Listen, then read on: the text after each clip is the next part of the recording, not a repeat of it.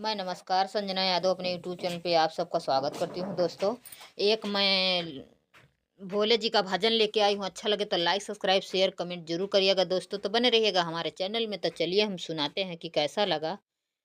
भंगिया पी कर बैठे हैं गौरा के पिया, भंगिया पी कर बैठे हैं गौरा के पिया।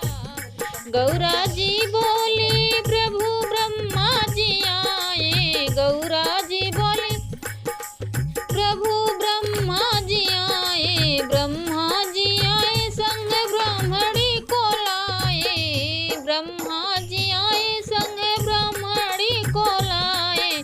मंद मंद मुस्काए गौरा के पिया, मंद मंद मुस्काए गौरा के पिया।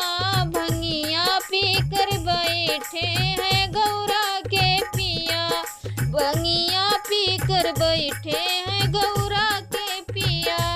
गौरा जी बोली प्रभु राम जी आए, गौरा जी बोली प्रभु राम जी आए, राम जी आए संग सीता को लाए। बैठे डमरू बजाए गौरा के पिया, बैठे डमरू बजाए गौरा के पिया।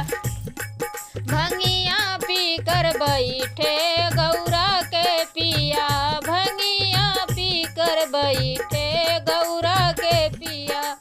गौरा जी बोली प्रभु कान्हा जी आए, कान्हा जी आए संग राधा जी को लाए। बैठे बैठे झूमे गौरा के पिया, बैठे बैठे झूमे गौरा के पिया। भंगिया पी कर बैठे गौरा के पिया, भंगिया पी कर बैठे गौरा के पिया। गौरा जी बोली प्रभु हनुमान जी आए, हनुमान जी आए संग मायंजन को लाए, हनुमान जी आए संग मायंजन को लाए। हनुमति खूब नचाए गौरा के पिया, हनुमति खूब नचाए गौरा के पिया। भंगिया पी के